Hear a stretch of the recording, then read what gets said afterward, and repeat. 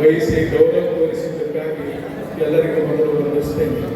ಹಾಗೂ ಬೆಳಗಾವಿ ಜಿಲ್ಲೆಯ ವಿವಿಧ ರಂಗದಲ್ಲಿ ಸೇವೆ ಸಲ್ಲಿಸಿ, ಗಣನೀಯ ಸೇವೆ ಸಲ್ಲಿಸಿ, ಪ್ರತಿಯೊಂದು ತಾಲೂಕಿನಿಂದ ಅಂತ ಸಾಧಕರನ್ನು ಗುರುತಿಸಿ ಇಲ್ಲಿ ಸನ್ಮಾನ ಮಾಡ್ತಾ ಇರೋದು ನಿಜದಲ್ಲಿ ಇದು ನಡೀತದೆ. ಅದಾದರೆ ಪ್ರತಿ ವರ್ಷ ನಡೆದಂತೆ ಇದು ಸಲ ಕೂಡ ಬಹಳ ಉಚಿತವಾದ ಆಯ್ಕೆಯನ್ನು ಮಾಡಿ ಸನ್ಮಾನಿಸಿದ್ದೇನೆ. ಸನ್ಮಾನಿತರಿಗೆ ಎಲ್ಲರಿಗೂ ನಾನು ಹೃತ್ಪೂರ್ವಕವಾದ ಅಭಿನಂದನೆಗಳನ್ನು ಸಲ್ಲಿಸ್ತಾ ಇದ್ದೇನೆ.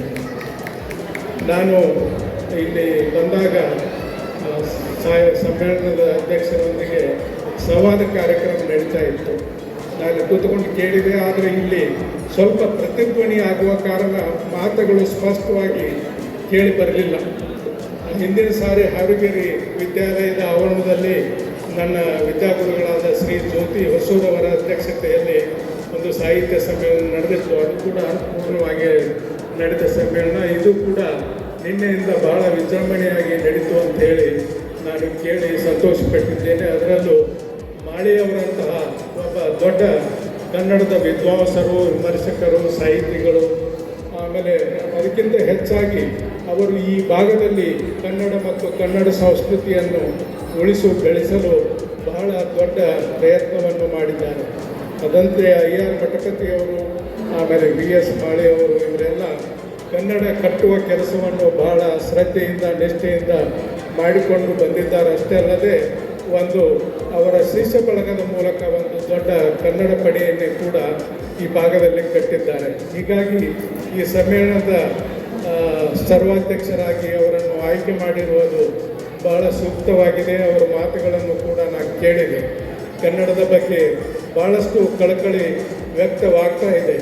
ನಾವು ರಾಜ್ಯ ಮಟ್ಟದ, ಜಿಲ್ಲಾ ಮಟ್ಟದ, ತಾಲೂಕು ಮಟ್ಟದ ಸಮ್ಮೇಳನಗಳನ್ನು ಮಾಡ್ತಾನೇ ಇದ್ದೇವೆ. ಆದರೆ ನಮ್ಮ ಶಾಲೆಗಳಲ್ಲಿ ಪ್ರತಿ ವರ್ಷ ಕನ್ನಡ ಕ್ಷೀಣಿಸ್ತಾ ಹೋಗ್ತಾ ಇದೆ.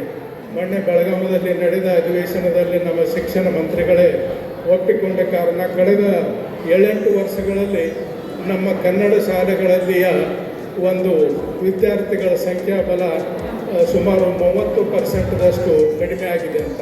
ಪ್ರತಿ ವರ್ಷ ಸುಮಾರು 1.5 ಲಕ್ಷ ಮಕ್ಕಳು ನಮ್ಮ ಕನ್ನಡ ಮಾಧ್ಯಮ ಶಾಲೆಗಳನ್ನು ತ್ಯಜಿಸಿ ಆಂಗ್ಲ ಮಾಧ್ಯಮಕ್ಕೆ ಹೋಗ್ತಾ ಇದ್ದಾರೆ. ಈಗ ಸರ್ಕಾರವೇ ಮುಂದಾಗಿ ಆಂಗ್ಲ ಮಾಧ್ಯಮ ಶಾಲೆಗಳನ್ನು ಪ್ರಾರಂಭಿಸ್ತಾ ಇದೆ.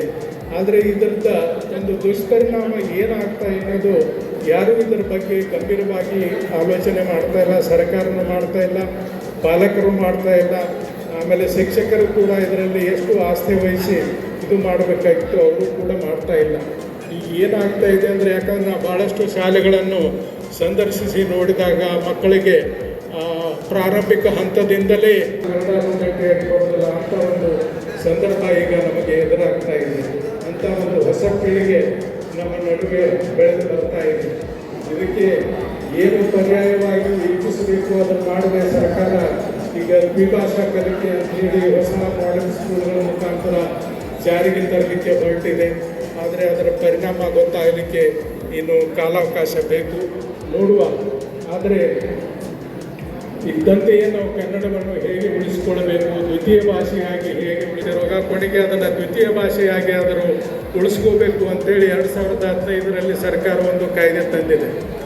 ಆದರೆ ಇದಕ್ಕೆ ಒಂದು ವ್ಯತಿರಿಕ್ತವಾದ ಬೆಳವಣಿಗೆ ಏನು ನಡೀತಾ ಇದೆ ಅಂತಂದರೆ, CBSE ಶಾಲೆಗಳು ಏನಿದ್ದೇವೆ, ಕೇಂದ್ರ CBSE ಮಾನ್ಯ ಶಾಲೆಗಳಲ್ಲಿ ಕಳೆದ ಮೇ ತಿಂಗಳಲ್ಲಿ ಒಂದು ಸುತ್ತೋಲೆಯನ್ನು ಹೊರಡಿಸಿ ಎಲ್ಲ CBSE ಶಾಲೆಗಳಲ್ಲಿ ಮಾತೃಭಾಷೆಯಲ್ಲಿಯೇ ಶಿಕ್ಷಣ ಆಗಬೇಕು 5ನೇ ತರಗತಿವರೆಗೆ ಅಂತ ಹೇಳಿ ಸುತ್ತೋಲೆಯನ್ನು ಹೊರಡಿಸಿ ಅದು ಇದೇ ವರ್ಷದಿಂದ ಜಾರಿಗೆ ಬರಬೇಕು ಅಂತ CBSE ಅವರು ಸುತ್ತೋಲೆಯನ್ನು ಹೊರಡಿಸಿದ್ದಾರೆ.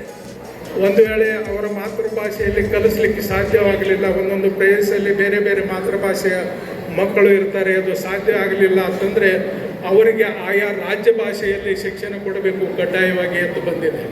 ಸೊ ಕೇಂದ್ರ CBSE ಪರೀಕ್ಷಾ ಮಂಡಳಿ ಅಥವಾ KBSE ಕೇಂದ್ರ ಮಂಡಳಿಯೇ ಆಯಾ ರಾಜ್ಯ ಭಾಷೆಯಲ್ಲಿ ಅಥವಾ ಮಾತೃಭಾಷೆಯಲ್ಲಿ ಶಿಕ್ಷಣ ಕೊಡಲಿಕ್ಕೆ ಮುಂದಾಗ್ತಾ ಇರುವಾಗ ನಮ್ಮ ರಾಜ್ಯ ಸರ್ಕಾರ ಮುಂದಾಗಿ ಇಂಗ್ಲೀಷ್ ಮಾಧ್ಯಮಕ್ಕೆ ಏಕೆ ಅಷ್ಟೊಂದು ಮಣೆ ಆಗ್ತಾ ಇದೆ ಅನ್ನೋದು ಗೊತ್ತಾಗ್ತಾ ಇಲ್ಲ.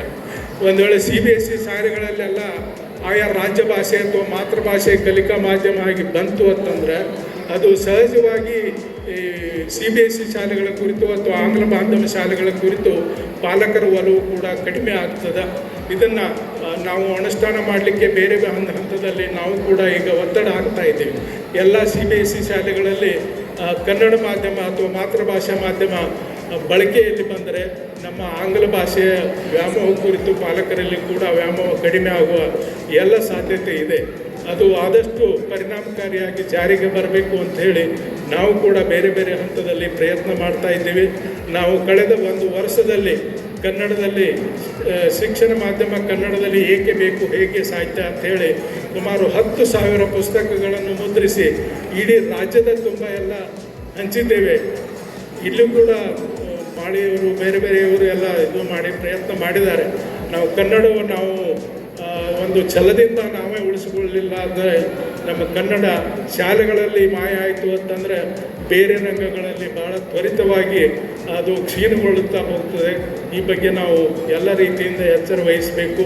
ಬರೀ ಅದ್ದೂರಿ ಸಮ್ಮೇಳನ ಮಾಡಿದರೆ ಆಗಲಿಲ್ಲ, ಆದರೆ ಶಾಲೆಗಳಲ್ಲಿ ನಾವು ನಮ್ಮ ಭಾಷೆಯನ್ನು ಕಲಿಕಾ ಮಾಧ್ಯಮವಾಗಿ ಉಳಿಸಿಕೊಂಡಾಗ ಮಾತ್ರ ನಮ್ಮ ಭಾಷೆ ಉಳಿಯಲು ಸಾಧ್ಯ.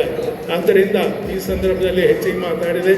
ಇವತ್ತು ಸನ್ಮಾನಿತರಾದ ಎಲ್ಲ ಮಹಿಳೆಯರಿಗೆ ನಾನು ಮತ್ತೊಮ್ಮೆ ವಂದಿಸಿ ಅಭಿನಂದನೆ ಸಲ್ಲಿಸಿ 2 ಮಾತುಗಳನ್ನು ಮುಗಿಸ್ತೇನೆ. ಧನ್ಯವಾದ.